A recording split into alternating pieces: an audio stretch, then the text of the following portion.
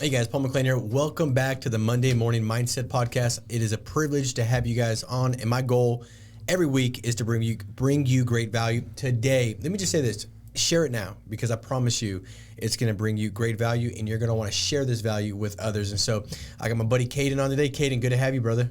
Great to be here. Good to have you here, man. Well, dude, I want to jump right into it. Like you just, in fact, got done doing some sales training downstairs. You absolutely crushed it, bro. Brought great value. But just to give some context for people on here, we're going to talk about what you've done and what you're doing now. But I want to go back to day one and kind of reveal what it looks like for a life of an agent. Because everybody thinks it's like, oh, this is great. Look at that person's got a Lamborghini. This person writing $40K a month. Like they're bringing in all this, but it doesn't always start that way, right? Yep. And everybody's process and journey is different. But we're going to go to that, like the failures, the struggles, what it looks like, what response leads you to where you're at now. Where are you at now? Personal production, team, what does that look like? Personally, on the year, I'm at 190,000 through May, and then last month I think I did like 34K, and then 54 was my PR month in March. Okay, so personal production, like probably around 40K average each month. Yep. What do you think you're going to end the year at? What's your goal? Personally? Yeah. 500. 500 grand. That's solid, bro. Yeah. What about team? What's your team doing right now? Team right now, including me, we're doing about 220 to 230. So without me, it's like 180, 190. Bro, why would we not include you, bro? You're part of the team. So 220. What's the team goal by the end of the year?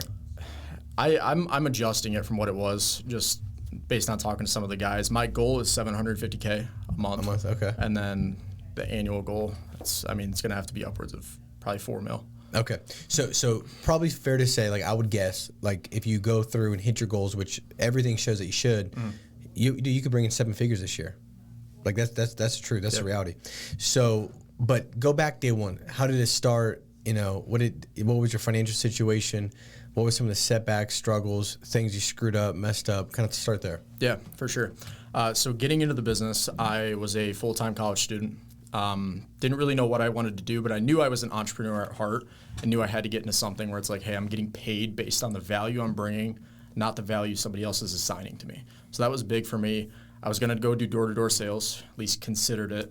And then one of my buddies called me. He's like, dude, I just made $2,000 in the last 2 days by calling people on the phone. I'm like, bro, I don't care what you're doing. As long as it's legal, I'll do it. So I got into it, got licensed, started selling my junior year. I had 1 month left of school before summer, and the structure was significantly different than we have it now. Like for new agents coming in, it's so regimented, and success is very easily able to be gotten. Back then, it was like we were still trying to figure everything out, you know what I mean? So that summer, it took me a full, I think it was like a month and a half to 2 months to get my first sale, full month after that to get my second sale, and another like 3 weeks to get my third sale. And it's funny, I actually made a video about this. My first 4 out of my first 5 sales all charged back within the first like month. All right, so let's unpack it. So it took you all the time to make your first sale. That first sale probably charged back. Yes. 4 out of 5. Yeah. Second sale a month later, that one probably charged back. Gone. So let me ask you this. What do you think, looking back, was the biggest hurdle or thing holding you back from just making all those sales, where it was like such a struggle to get that? Like, what do you think, what was it? To be honest with you, I wish I had like one thing to pinpoint, because I was working the hours. I was putting in the dials. I was grinding. I think it was I had just never done sales before, so I didn't understand the language and the psychology behind the sales. I was always like, hey, I need this person to like me as much as possible. I'm going to try to do what I can to get them to like me. If they do, they'll buy from me. It's not true, right? Like, sure, there's got to be some sort of, they can't hate you, right? But that was my big paradigm that I had to get over. And once I did and started assuming the sale throughout the entire sales process, I think that was when it flipped. So you were going into it possibly, is it fair to say you were hoping that you were going to make a sale? Yes. And that shifted to, like, I'm 100% going to make a sale. Why would I not? They asked for the help. And then that shifted, like, how you were saying what you were saying. For sure. Yeah, especially my conviction and what I was saying was huge. Just like the doctor analogy, right? Where going to a doctor's office, they're prescribing you, they're telling you how it is because they're the professional. I wasn't the professional in the beginning. I was just some dude on the side of the street selling tacos. Hey, you want a taco kind of thing. If they didn't buy it, it's like, dang it, I really wish I got that sale. As soon as I switched to being the doctor in the situation, understanding and then prescribing them a solution to their issue that I've now uncovered through the question-based selling, that was when the sales actually started falling from there. So it's kind of like an identity shift. Yeah. You shift your identity as far as how you saw yourself, and therefore you're able to help the client see you the way you saw yourself. Mm-hmm. What was it about, like, was there something you could pinpoint that shifted, that took place where you decided to let go of that old identity of like, I'm just a sales guy, hopefully I make a sale, to like, I'm the doctor. Like I hold significant authority, and as direct as a doctor can be, so can I, because I'm providing such great value. They actually need this. This is actually for their benefit, not mine. Mm-hmm. Like, is there something you could pinpoint where you're like, okay, that's when it shifted, or that's why I changed? Because you put down one identity and you picked up another one in essence. I think a big thing with it for me, this will make sense. I always had like pretty dialed habits, but I was never around like true abundance. Like growing up, regular middle class household, nothing like crazy. And right around that time when I got into sales was when I started getting exposed to way higher level thought process and way higher level things, and just like seeing massive houses, seeing super nice cars, and crazy amounts of abundance within the world to get me to realize like, whoa, like there's actually a lot that can be achieved and created. And I think that helped a lot to shift my identity a little bit more to now knowing, I knew I was going to have success. I didn't know what the vehicle was, but I just knew that having that identity shift of I'm going to make it work no matter what. If something doesn't go my way, good, it's building me to become the person I need to be in order to be able to achieve the wealth and success that I desire. Once I made that shift and then wasn't so outcome oriented, but was more input oriented, I think that was when the shift really came, because then you're not operating from a place of scarcity. It's full abundance, and it's full, hey, if they don't buy, cool, on to the next. That's so good, man. I mean, I want everybody to kind of catch this, Caiden, because, the goal is to make money and make sales, right? It's kind of like in any sports, the goal is to win the game. But if you're so focused on the scoreboard the whole time, you're probably not going to win the game. You got to focus on what you can control, which is not necessarily the scoreboard. You can control your attitude and activity. That's what you can control. Like, how do you respond to the way the game is going? Like, okay, they did this. How do I respond? How do I adjust? How do I get better? How do I, although I'm still losing these tackles, how do I, use different ways to still get an upper hand? Like, that's the difference. And then having this conclusion that, like, dude, like, I only technically lose if I give up. So I'm still going to go nonstop, regardless of the outcome. I'm going to just focus on what I can control, which is my attitude and activity. And that's kind of like what it sounds like you did. You untied your self-image and self-esteem to this result, that you're kind of chasing this good feeling of like, maybe I'm good enough if I could go sell these clients, to like, no, I'm more than enough. I'm going to make this thing work regardless. Let me just focus on my attitude and activity, and every day feel good about me putting the right inputs in, following the blueprint, and eventually the result will come, and I'm willing to stick with it as long as it's going to take to get that result. Yeah. That's such a big deal, dude. Like, I mean, if everybody can get that, that's massive, because it takes the pressure off, dude, and it becomes more fun, right? Like, it became more enjoyable when you're the doctor, not the taco guy. Yeah, yeah, for sure. And I think another thing to couple off that was I started to see the vision within the business. I went to my first lock-in. Lock-ins are so incredibly crucial to growth, especially as a newer agent, for seeing the vision and getting around top producers. I went to the first lock-in, heard Joe Basso talk. And as soon as I heard him talk, there's something that clicked. I remember exactly where I was sitting, listening to him talk. And once I saw the vision of what the business can actually create and what can be the outcome of all my inputs over a long period of time, and not being so incredibly short-sighted, again, it was just another like mindset shift where it's like, whoa, this is all working out in my favor. I know I'm going to make it happen. It's only a matter of time. I just have to keep applying the pressure over and over and over. Yeah, man, it's so important, dude. I love that. I mean, it's kind of like I'm glad that, Jesus picked the disciples he picked, because I'm like, dude, those jacked up people, like maybe I'm okay with my mistakes, failures, setbacks, and my fleshly nature that is always kind of at war against me in my mind. Like, maybe I can still, because look at these guys, right? And I think that's what it does. Like, it helps you unpack these lies, because you get around and you're like, oh, that person kind of had a struggle too. That person did too. Or this person, oh, maybe I can also, right? It kind of helps you build a belief from that. Well, that's powerful, Caiden. So talk about what financial situation did that land you in when you went that many months? Because I think people are going to ask, like, well, dude, like, how did you go months without getting paid? And then once you got paid, so if I'm tracking right, the 3, 4 fall off, which means the next ones you write don't even pay you. Yeah. They're going to chargebacks. Like, kind of talk about what that process looked like and how you got through it. So I actually had a pretty interesting start. And so I've been in the business for about 2 years. So that was like my first summer doing this. So I was making money on Instagram, posting like YouTube reels that I was reposting on Instagram. I was getting like 3 to 4K a month from it at one point. So it was kind of funding the business, which helped a ton, don't get me wrong. So that was kind of like my backbone. And I'm super thankful that I had that. Eventually ended up stopping. But so that summer wasn't bad. I went back to school for the full fall, winter, spring semester, and then ended up graduating. It was when I graduated that, and during school, I wrote anywhere from like 15 to 20K, nothing crazy, but a decent amount to keep me afloat. I was spending 2K a week on leads, really wasn't profiting anything. It was just kind of like, hey, I'm trying to write AP because I want to stay on the map kind of thing, and I want to keep getting better. Once I graduated was when I got really reckless. And this was, I don't know, almost a year ago now at this point. I was spending, on average, it was like $3,800 a week on leads for a full 2.5 month period.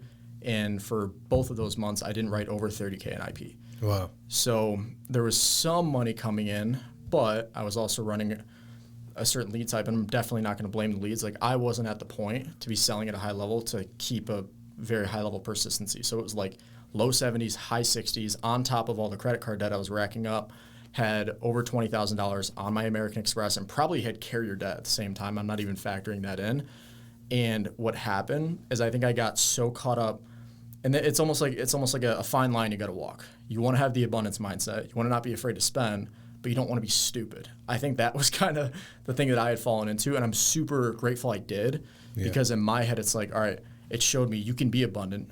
You can know the success is coming, but you got to be calculated. You can't just be throwing money at anything and everything and expecting it all to work out. I think that's a really good mindset to have, but you can't be totally reckless about it if your skill set especially doesn't match. And the reality of it is mine didn't at that time. So yeah, had a ton of debt there, and then eventually ended up developing the skill set to get out of that hole. And then, here we are now. So got in a hole.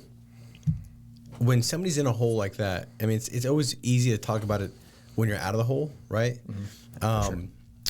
But when you're in it, dude, like, and you're looking at all the time, like the effort you're putting in. So it's not like you're just like not doing anything. You're actually working each week, and then you find yourself that with what you were investing in leads and what was coming out, like, you're not really even covering probably the overhead with the fall off and stuff like that, right? And but you also put the hours in.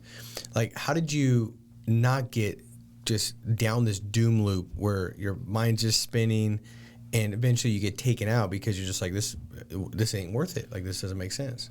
I'll be honest with you. There were some days it was, but you said it earlier where you can have moments, but you can't have days. That was something that, like, looking back on it, that was kind of the mentality at the time. And I don't want to act like it was all me. Like, I had a ton of mentorship from Chris Maka specifically. He was somebody I talked to all the time about the situation. I'm like, dude, I'm not profiting. Like, I know I'm going to get through this. It's just like I'm having a really hard time seeing the end of the tunnel right now. Like, the light is fading. I'm going to keep doing everything I can possible right now. It's hard right now. And he's like the mindset master, right? So he really helped me walk through that situation. It was through a lot of prayer and reflection at the same time too. That was something I leaned on really heavily. My fiance Emily as well. And then you can do all those things, but if you don't just bite the bullet and double down on your inputs, it doesn't matter what you're doing, right? So when it comes to the actual workflow, it's like, all right, there's one way I'm going to be able to make the money to get out of this. Really, two if you count team, but I was like, that's not going to be how this is. Like, I got myself into this hole. I'm going to get myself out of this hole on my own. I'm not going to rely on anything else team production wise. I had to double down on my inputs. It was working 9 a.m. until 8 p.m. It was working my full Saturdays, and it was grinding. And it was like, all right, I got in this hole because I recklessly spent, and then I had people charging back because my persistency was bad. what can I learn from this? I can learn if I spend calculated rather than being stupid. I tie down my clients. I don't allow for them to charge back by maintaining a positive relationship, actually finding the hole in their financial situation to the point where it makes no sense for them to cancel. If I can do those two things, I'm going to be profitable, and I know that. And that was another realization I had, and once I started doing that, it was just like a slow climb up. And once I saw 0.00 on that Amex, it was a good day. No doubt, dude. Well, I mean, I think for one, it's a powerful perspective on what it could look like and what oftentimes it looks like. You know, nobody's walking around just saying, "Hey, by the way, I did write 50,000. I am going to make 7 figures this year, but let me tell you real quick what it looked like day one." Mm-hmm. So you don't hear that. You just see like where they're at today. And I think oftentimes somebody judges like their chapter 1 based off somebody's like chapter 15, and they've already kind of gone through all this process. And the reality is like, and I don't know, maybe if you see this way or not, Caiden, but like that kind of probably had to happen to build a character for you to be the kind of person that can make a 7-figure income. I totally agree. And I think no matter what, whether it's in the business or in life, there's something that's on the other side of that dark time that's preparing you for the goodness that's to come. And in my head, it's like, all right, if I didn't go through that, I wouldn't know how to empathize with an agent who may be going through a similar thing because now they spent recklessly, and now I have no idea how to deal with it. So if I know how to operate from all ends of the spectrum, from $20K in Amex debt and a whole bunch of carrier debt to being able to make the multi-5 figures in a month, I would have no idea how to steward the different people within my business. So it's like, all right, I'm super grateful that I got exposed, good or bad, in the moment to such a large spectrum of good and bad. Because now it's like, all right, I'm able to actually mentor these guys. If they're going through something hard, hey, here's what my situation was. Here's how I worked through it. You're going to be able to do the same. And there's no reason you won't. Yeah. I mean, I think, dude, for one, so great. It's like when you go through a bigger problem, you get bigger on the other side, right? Mm-hmm. So it's like now when you get faced with a situation that might have took you out, it doesn't, because you've got the intestinal fortitude and the character that was forged while you went through that fire, while you went through that season. So you get through that. Now you got good consistency. Things are working out. Speak to that. Like, what was kind of the biggest lessons learned? Maybe something you did with persistency to help increase that. Like, how did you, like, what are the biggest things or top 1 or 2 that helped you increase persistency that you learned through that process? I think one of the big things with persistency, again, just goes back to not treating the client like a sale, but treating it like an actual consultation. And because I definitely got caught up in just like pushing for approvals or, hey, let's just see if we can get you approved kind of thing. And it's like you get paid. Now all of a sudden I was terrified for the client to reach out to me or to reach out to the client because I'm like, oh, shoot, I don't want them to remember and then want to cancel the policy because then I get that, right? There's no more of that at all. Like the last 6 to 8 months, it's pure clean business. Like I call any of my clients right now, it's like we're friends kind of thing. That was something like I don't know if I would have done that if I didn't go through that hard time in the moment. That was one thing it taught me. And then 2 was tracking literally everything. Like I can always be more diligent for sure, but when I was in that hole, I was tracking every dollar I spent week to week, and I was tracking every dollar that hit my bank account week to week. That was something that helped me a ton with actually realizing my profitability because I wasn't before, which is why I was recklessly spending. If I knew I was spending $3,800 a week, I probably would have stopped before getting in that hole. But yeah, well, I mean, I think people find themselves on both sides. Like maybe you invest too much, but oftentimes agents invest way too little. Yeah, right, for sure. And so the benefit is when you go to one extreme or the other. The investing too much, it forced you to have a ton of presentations, a ton of phone activity because you get so many leads that you probably weren't even truly working them and squeezing everything that was in those leads because you didn't have enough time to go work through $3,800 in leads, right? Mm-hmm. So somebody that's on here and you're talking like, dude, Caiden, I want to make this business work. I'm going to burn the ships. I'm going to believe that no matter what takes place, I'm going to make this thing work. Like, what's the one thing that you would tell them that if they're like, give me the biggest thing that's going to help me be successful? What's the thing that you would tell me to do, not do? Like, what would be your feedback? Like, give me like some advice that's going to really help propel me towards my goal. What would that be?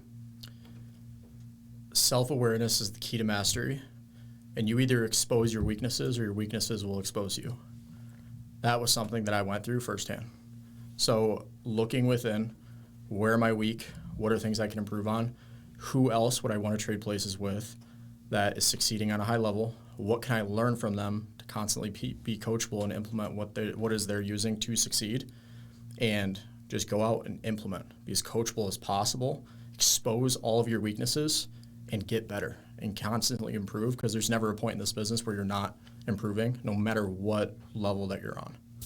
Man, so good. So good. Well, dude, I appreciate you joining today, dude. Like, no question that this is going to be one of those podcasts where it doesn't just inspire somebody, but it actually impacts them, right? Because I think oftentimes there's so much success taking place that there's enough people saying like, yeah, but dude, let me tell you what it looked like. Like, it didn't always look like this. Mm-hmm.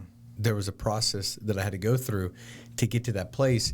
And, it's always easier. Like now, if I would have told you when you're going through that situation where you've got the Amex debt, you got the carrier debt, and you're like literally working. Like, I think most people struggle with this thought, like, I'm working not to get paid, but just to pay down debt and to pay back credit card.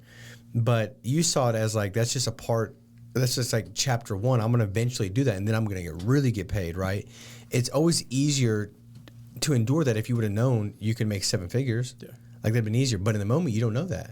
You hope that's going to happen, but you don't know it for sure, right? And so I think that's such a big deal, man. This was one of those, podcasts I feel like that gives hope to others that you might not know it for sure, but look through the lens of faith, not through fear and scarcity. The lens of faith says, like, I'm believing in advance what only makes sense in reverse. Yeah. I'm going to continue to charge, and this thing's going to work out eventually, right? And so, dude, so good, bro. I appreciate you joining, man, and really excited about the success you're going to continue to have and the impact you're going to make on a lot of people, dude. So, love you, bro. Thank you for joining. All right, guys. Hey, make it a big week. Stay strong. Be steadfast, and we'll talk to you next week. God bless you guys. Take care.